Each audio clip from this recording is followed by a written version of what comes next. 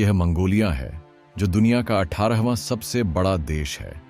यह इतना विशाल देश है कि भारत के राजस्थान, मध्य प्रदेश, महाराष्ट्र और उत्तर प्रदेश जैसे बड़े राज्य आसानी से इसके अंदर समा सकते हैं। लेकिन यहाँ एक अजीब बात है, अपने विशाल आकार के बावजूद 99.7% मंगोलियाई भूमि पर बसा हुआ है। मंगोलिया का पूरा इलाका खाली है।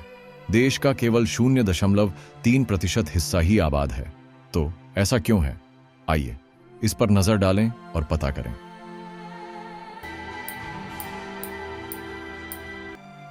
सबसे पहले मंगोलिया के भूगोल पर नजर डालते हैं। रूस और चीन के बीच स्थित यह देश ज्यादातर पहाड़ों और विशाल रेगिस्तानों से घिरा हुआ है। मंगोलिया ध्रुवीय क्षेत्र में स्थित है, जिसका मतलब है कि देश के ज्यादातर हिस्से में बहुत ज्यादा ठंड रहती है।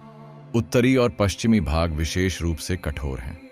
इन क्षेत्रों में उच्च ऊंचाई वाली पर्वत श्रृंखलाएं हैं, जो यहाँ रहना लगभग असंभव बना देती हैं। दक्षिण और पूर्व में भी स्थिति बहुत बेहतर नहीं है। यहाँ की परिस्थितियां इतनी चरम हैं कि यहाँ तक कि साहसी बैक्ट्रियन ऊंट भी जीवित नहीं रह सकते। तो आबादी कहाँ रहती है? देश के मध्य भाग में केवल एक छोटा सा त्रिभुज ही जीवन को बनाए रखने के लिए पर्याप्त गर्म है। यह क्षेत्र आसपास के पहाड़ों से घिरा हुआ है, जो इसे उत्तर पश्चिम से आने वाली ठंडी हवाओं और दक्षिण पूर्व से आने वाली रेगिस्तानी हवाओं से बचाते हैं। जबकि मंगोलिया का अधिकांश भाग 100 डिग्री सेल्सियस से कम तापमान से पीड़ित है, इस छोटे से क्षेत्र में औसत तापमान 2.9 डिग्री सेल्सियस रहता है। फिर भी ठंड है, लेकिन बहुत बड़ा अंतर है। लेकिन तापमान ही एकमात्र कारक नहीं है जो मंगोलिया की भूमि को इतना खाली बनाता है। मिट्टी भी एक और मुख्य कारण है। मंगोलिया का लगभग पूरा क्षेत्र परमाफ्रॉस्ट से ढका हुआ है, जो स्थायी रूप से जमी हुई मिट्टी की एक परत है। इससे देश के अधिकांश हिस्सों में कृषि असंभव हो जाती है। जो क्षेत्र बर्फ से ढके नहीं हैं, वहां की मिट्टी या तो बहुत पत्थरीली है या बहुत नमकीन है, जिससे खेती करना संभव नहीं है। यह मानव निवास के लिए उपयुक्त नहीं है। अब वर्षा के बारे में बात करते हैं।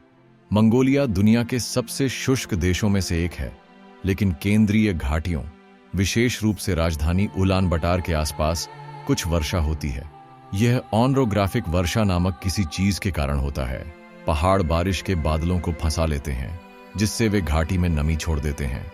जबकि वार्षिक वर्षा कम होती है, केवल लगभग 300 से 400 मिलीमीटर।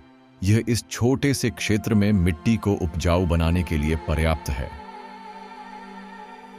लेकिन सिर्फ भूगोल ही मंगोलिया के खालीपन की व्याख्या नहीं करता। देश का इतिहास इसकी विरल आबादी में बहुत बड़ी भूमिका निभाता है। चलिए 18वीं सदी में वापस चलते हैं।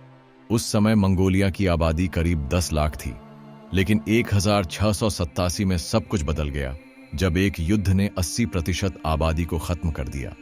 चंगेज खान द्वारा पिछले विजयों का बदला लेने के लिए किंग राजवंश ने मंगोलियन झुंगर राजवंश को हराया, जिसे अब झुंगर नरसंहार के रूप में जाना जाता है।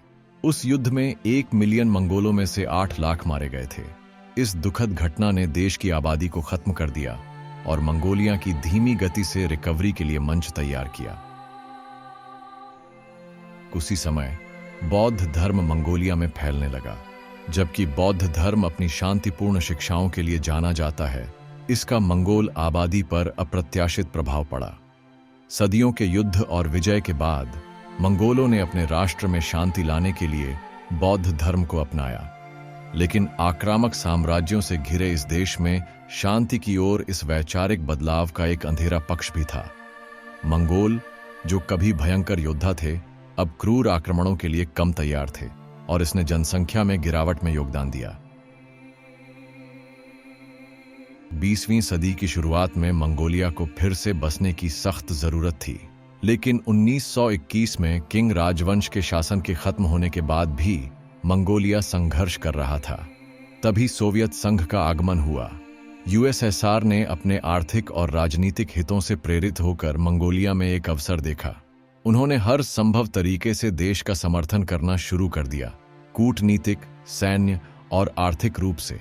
इस सोवियत हस्तक्षेप से मंगोलिया को अपनी आबादी को फिर से हासिल करने में मदद मिली, लेकिन यह दयालुता से नहीं था। यूएसएसआर के अपने उद्देश्य थे और मंगोलिया शीत युद्ध की राजनीति के बीच में फंस गया था।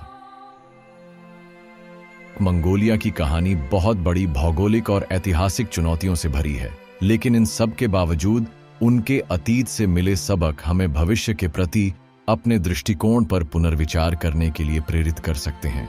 देखने के लिए धन्यवाद।